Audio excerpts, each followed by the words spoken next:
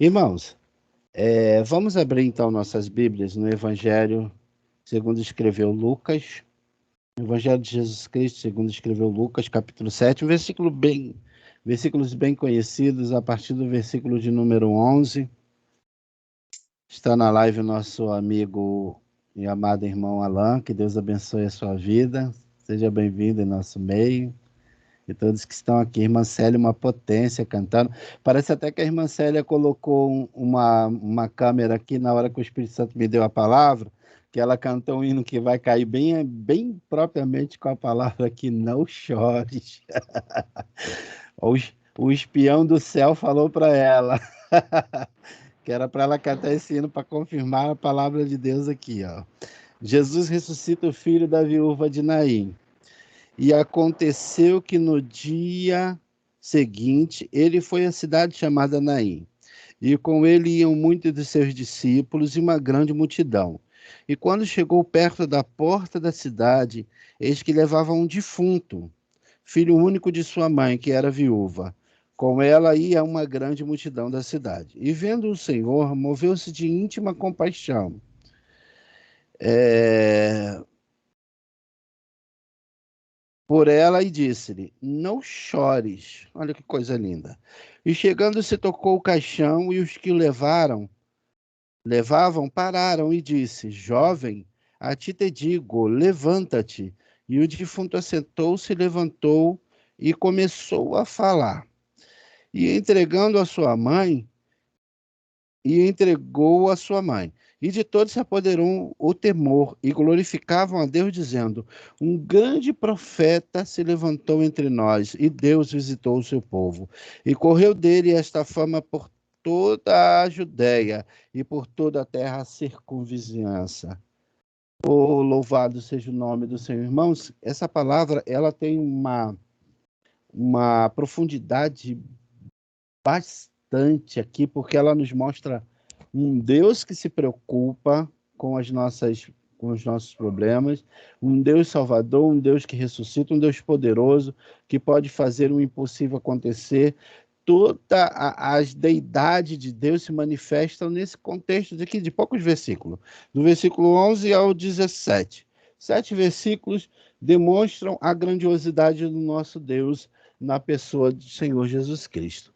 E então, deixa eu dizer para vocês o que estava acontecendo. Jesus estava passando pela portagem de uma cidade chamada Naim, na verdade, uma província muito pequena, desvalorizada até dentro do contexto de Israel, porque todo mundo que subia, pouquíssimas pessoas entravam em Naim, todos iam para Jerusalém, todos queriam Judéia, grandes cidades, não Naim, que era uma cidade pequena, insignificante, diante de um contexto de outras cidades maiores, cidades grandes, digamos assim. E aí ia com ele uma grande multidão, porque onde Jesus estava, muitas pessoas estavam atrás. Diga-se de passagem, a vigília de oração. Jesus está aqui, está todo mundo querendo pegar a sua bênção desde o primeiro trabalho. Alguns passaram a madrugada toda aí. Ninguém quer abandonar Jesus, que está todo mundo precisando de algo. Venhamos e convenhamos, a gente segue Jesus para adorar, mas também a gente está atrás dele porque quer receber alguma coisa dele. Então, e glória a Deus por isso, que seja qual for o motivo, o importante é estar seguindo Jesus. Como eu falei antes, Levi foi, no horário anterior, Levi foi chamado e ia prontamente se levantar e seguiu Jesus. Então, o importante é seguir, não importa qual o motivo de que você está seguindo Jesus, mas siga Jesus. Aí ele passa pela porta da cidade de Naim e ele vê um cortejo fúnebre saindo de dentro da cidade. Esse cortejo, como todos conhecem a história, era o filho único de uma mulher que o nome não aparece, porque na verdade não é importante saber a história daquela mulher, saber o contexto. O importante foi o que Lucas escreveu. Disse, ela era viúva e o seu único filho estava morrendo, estava morto, levando levado ali num cortejo fúnebre para ser enterrado. E quando Jesus vê essa cena, ele para. Atrás dele uma grande multidão, que muitas pessoas tinham vários problemas, provavelmente muita gente estava intercedendo, pedindo, Senhor, me cura disso, Senhor, faça isso, faça aquilo. Mas naquele momento, Jesus ele para e vê aquela cena. E aquilo atrai a atenção dele. Ele olha e, como disse a palavra, ele se move de íntima compaixão. Ele, ou seja, a alma de Jesus Cristo se entristeceu e amou demais aquela mulher por aquela situação. Ela é viúva, ela já sofria por ser viúva dentro de um contexto de uma sociedade que a mulher tinha que ter uma figura de um homem por trás dela para ela ser benquista dentro da sociedade. Ela já não tinha marido, e o seu único filho que poderia suscitar ali o nome, que poderia suscitar ali, digamos assim, direitos de cidadania dentro da sociedade, estava também sendo partindo ali. E aí ele se move de uma compaixão, por quê? Porque as esperanças daquela mulher estavam morrendo, estavam sendo levadas consigo. E aí o outro tópico que me chama a atenção é que a multidão também, uma outra multidão também seguia aquela mulher saindo da cidade. Ou seja, a cidade se comoveu com a dor daquela mulher. E eu imagino, irmã Célia, as pessoas dizendo por onde aquela mulher passava, onde ela passava, meu Deus, o que vai ser da vida dessa mulher? Já não tem marido e o seu único filho está sendo levado morto agora. Que esperança tem essa mulher dentro de uma sociedade em que ela precisa de uma figura masculina para ser suscitado direitos cidadãos dentro desse contexto? Mas eu louvo a Deus porque o Senhor, lá no Salmo de número 68, versículo de número 5, o salmista diz que Deus é pai de órfão e juiz de viúvas, no seu santo lugar. Ele pode estar no seu santo lugar, na sua grandiosidade, na sua santidade plena, mas ele é pai de órfãos e juiz de viúvas.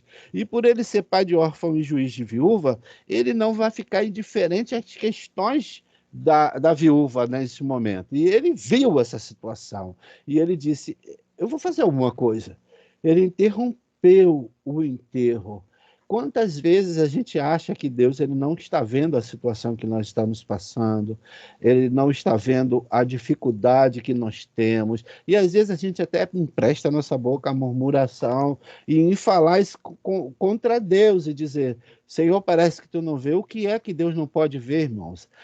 O salmista escreve que ainda que você faça a sua cama no abismo, Deus está lá. E se você for para o inferno, ele também está lá, ele vê tudo. Ele está em todo lugar, em todo canto do universo. Então, toda situação que acontece na sua vida, Deus vai ver, ele está vendo, ele sabe o que passa por você.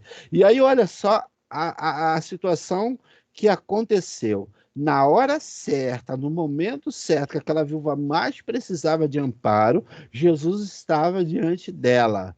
Ele vinha na hora certa.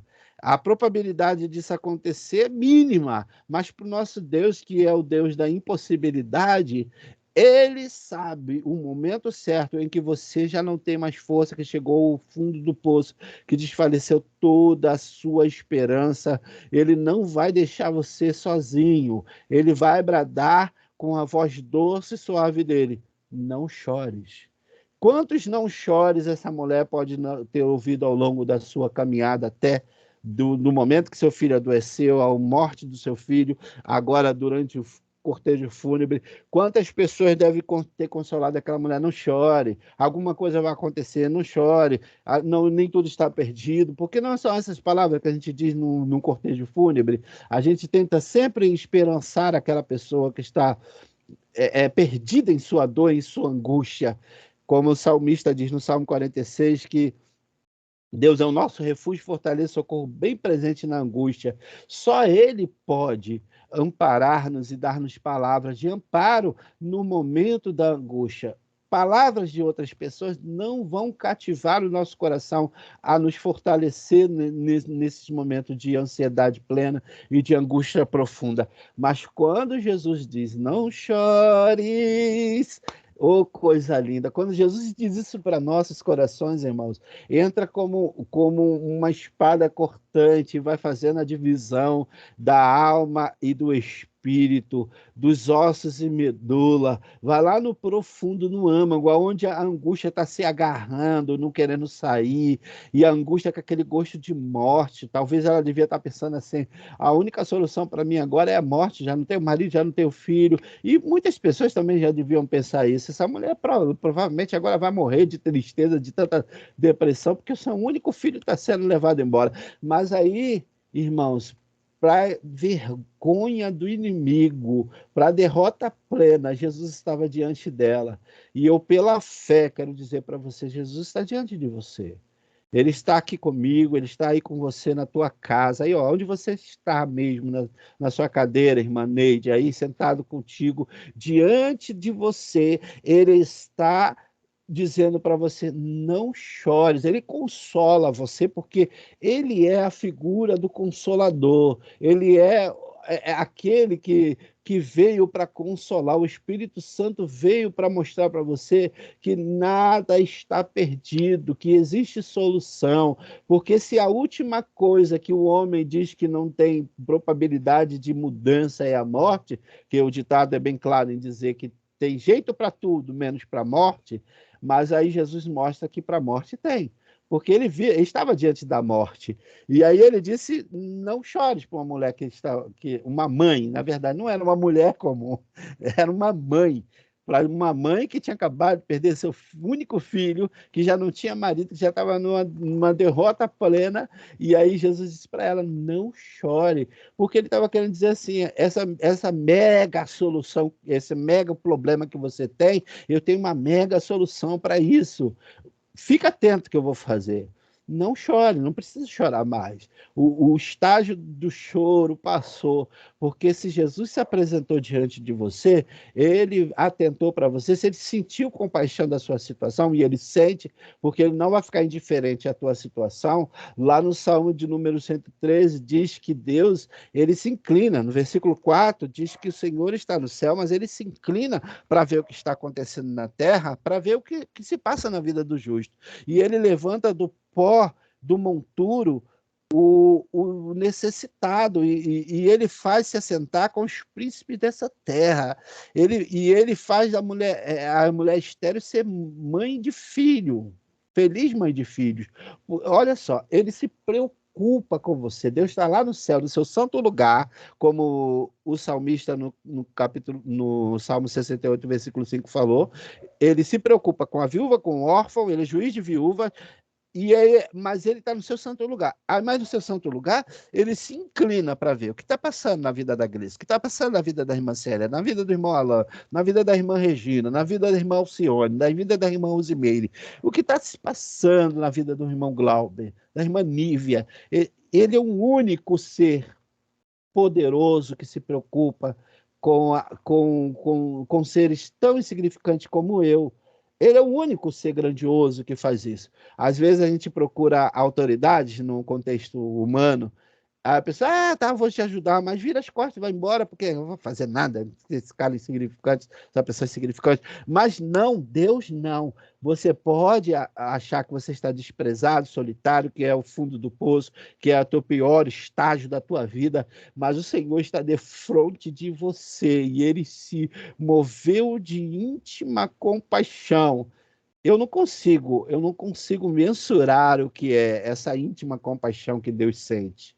Não consigo, não consigo. Mas de uma coisa eu tenho certeza: o amor de Deus se abalou dentro dele de uma tal forma por aquela mulher e impulsionou ele: eu vou fazer alguma coisa. E outra coisa, irmão, não precisou de fé dela, não precisou de petição dela, sabe por quê? Deus viu a situação. Ele sabia o que ele estava precisando. Era a cura do seu filho, era a ressurreição do seu filho. Ela precisava ser colocada dentro do contexto social novamente. E Cristo fez isso.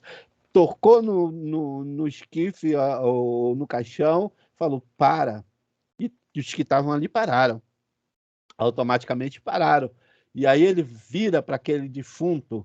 E é interessante você observar que o contexto da palavra diz aqui: defunto. Ele fala com o defunto.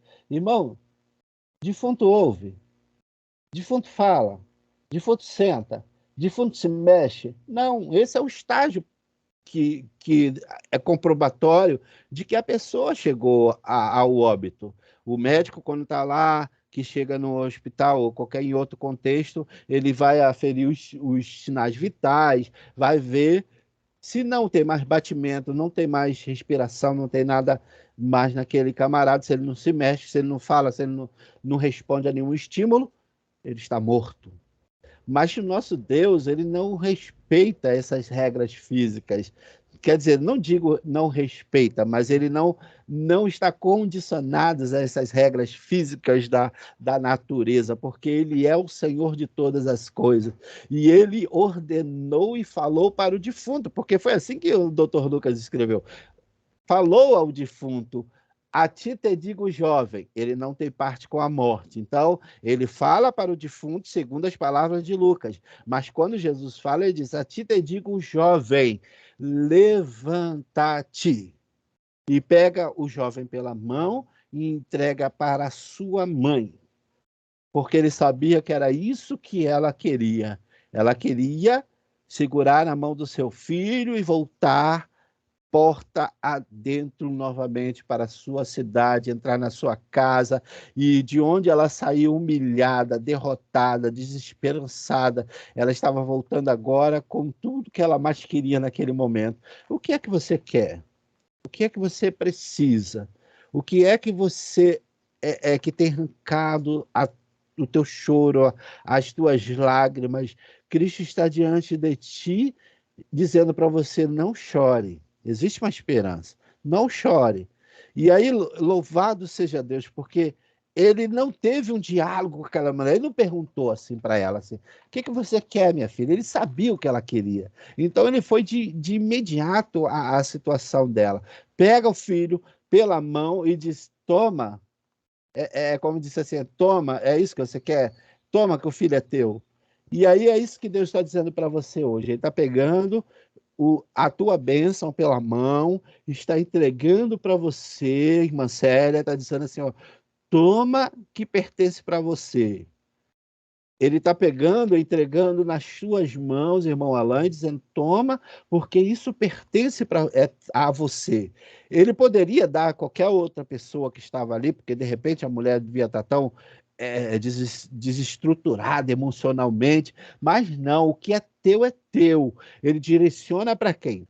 Para a pessoa certa. Ele vai chamar você pelo nome, ele vai se mover de compaixão por você, e ele vai te entregar aquilo que você precisa nesse momento de angústia, nesse momento, nesse estágio pior de dor. Ele vai entregar aquilo que você necessita, o que você mais anseia nesse momento. E foi o que ele fez. Aí agora eu faço um aparato na minha mente, eu digo uma conjectura. Eu não gosto muito de conjecturar, não, porque às vezes a gente acaba viajando na maionese, como dizem os jovens, né? Mas eu me permito fazer uma conjectura nesse momento. Aquela mulher sai com uma multidão lamentando atrás dela. Oh, meu Deus, o que vai ser da vida dessa mulher agora? O que vai ser? Quanta tristeza, que angústia, que depressão. Agora só a morte para ela. Mas a mesma multidão que saiu lamentando, sentindo a dor daquela mulher, de exato momento, são impulsionados a glorificar a Deus e entrar no processo de culto, de ação de graça, e começar a dizer: um grande profeta se levantou entre nós e Deus visitou o seu povo. Olha aí, irmãos, é isso que Deus vai fazer na tua vida. O milagre que você espera, ainda que você não consiga nem falar, mas só as tuas lágrimas, só o teu coração já expressando para Deus e mostrando o que você anseia, vai ser tão forte que aqueles que estão ao teu redor, que nem acreditam mais na tua vitória, que não acreditam mais no que vai acontecer na sua vida, vai entrar em processo de ações de graça junto com você. Sabe por quê? Porque Deus vai fazer coisas grandes na tua vida. E essas coisas grandes, todos verão e vão glorificar a Deus juntamente contigo. Alguns vão glorificar até primeiro do que você, que você vai ficar tão assim, atônito com o que Deus vai fazer, que de repente você nem consegue naquele exato momento. Então, quem está ao teu redor vai começar a glorificar, vai começar a fazer ações de graça, porque o apóstolo Paulo, na carta aos Efésios, no capítulo 3, versículo 20, ele diz: ora, aquele que é poderoso para fazer tudo muito mais abundante além daquilo que pedimos ou pensamos, segundo o seu poder que em nós opera. É esse Deus que vai fazer na sua vida. Você está esperando uma coisa, o teu coração já se desesperançou, não sei o que vai ser, de repente vou esperar só a morte chegar na minha casa e que Deus vai fazer alguma coisa se ele quiser, se ele não quiser, ou eu vou viver uns poucos dias e seja lá o que Deus vai fazer, mas não, Deus vai fazer além do que você espera, do que você pede. O Senhor, ele é poderoso para fazer infinitamente além, abundantemente mais além daquilo que você pensa ou espera. O profeta Jeremias escreveu que Deus, ele dizia para o povo que estava indo sendo levado ao cativeiro, ó, o povo que tinha pecado, o povo que estava sendo punido com cativeiro. Jeremias esperançava aquele povo dizendo assim, ó, o próprio Deus dizendo: porque eu bem sei os pensamentos que tenho de vós, pensamentos de paz e não de morte, para vos dar o fim que esperais. Eu não sei o que você está esperando ou o que você está passando na tua vida, mas de uma coisa eu tenho certeza: Deus é poderoso para efetuar milagres maiores do que você imagina. Talvez aquela mulher estivesse esperando só o amparo social da época, digamos assim, o auxílio social, o auxílio naquele momento, como se fosse nos nossos dias. Mas Deus, ele queria resgatar na vida daquela mulher o nome, suscitar o nome dela dentro da sociedade de novo. Toma aqui, ó. Toma, que o filho é teu, leva para casa a tua bênção, aquele que vai reger o nome da tua família, aquele que vai fazer com que você seja bem amparada dentro da sociedade. É isso que Deus vai fazer com você. O sobrenatural de Deus está envolvendo você, a tua casa, a tua vida, aquilo que você acha que é impossível de acontecer, aquilo que outros acham que é impossível de acontecer na sua vida. É isso que Deus está fazendo. Sabe por quê? Porque ele já bateu de frente com você, irmão. E pode ser no estágio final. O mundo diz que há jeito para tudo menos para a morte, e Jesus vem e diz: tem jeito para a morte, eu venci a morte. Se Jesus venceu a morte, eu acho interessante o apóstolo Paulo, né? O apóstolo Paulo era um apóstolo bem abusado mesmo, né? Ele se garantia no Espírito Santo. Então, ele, certa feita, ele louvando a Deus, ele disse assim: ó morte, onde está, ó morte, a tua vitória? Onde está o teu aguilhão, ó inferno? Por que ele estava perguntando isso? Porque ele tinha certeza, Jesus venceu a morte. Então, por ele ter dito isso, ele disse assim, ó, a morte já não tem mais poder sobre a tua vida se Deus não quiser. A morte já não efetua mais nada diante de você, porque a chave do inferno e da morte estão na mão do nosso Cristo. É ele que rege todas as coisas. O Senhor é contigo, e na hora que você menos esperar, ele vai falar: levanta-te, a ti te digo, levanta-te.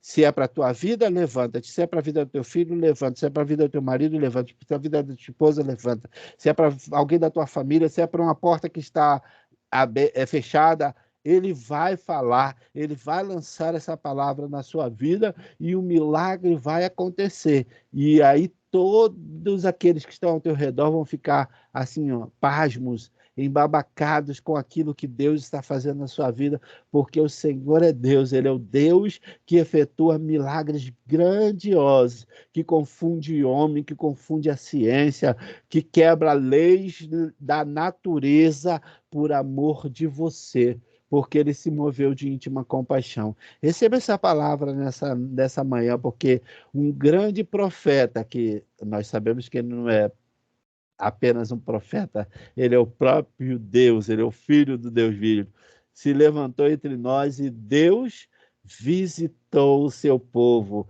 E melhor de tudo, naquele momento, o povo louvou dizendo que Deus visitou o seu povo, porque não tinha consciência que nós temos hoje. Deus não só visitou o seu povo, ele está fazendo morada em nossas vidas. Você está entendendo o que Deus está falando para você?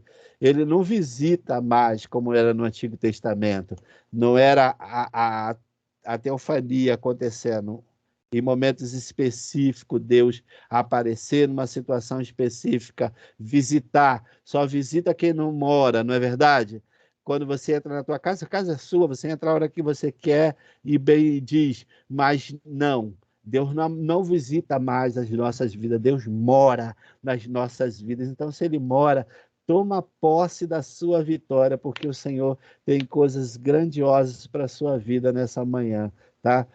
Toma que o filho é teu, toma que a bênção é tua, toma que a cura é sua, toma que a porta aberta é sua, toma o milagre que você necessita nessa hora, aquilo que muitos não acreditam que vai acontecer, recebe, ó, Jesus está entregando nas tuas mãos, só depende de você ter a fé necessária, receber, e entra pela cidade agora, você que saiu cabisbaixo, chorando, achando que era o fundo do poço, o estágio final da sua vida, agora levanta cabeça erguida, com teu filho pela mão, entrando pela cidade adentro, gritando glória a Deus e aleluia, porque o Senhor mudou a tua sorte. E agradeço essa rica oportunidade. Obrigado por ter escolhido a mim, tão insignificante servo, para ministrar essa palavra nas vossas vidas, irmã Gleice.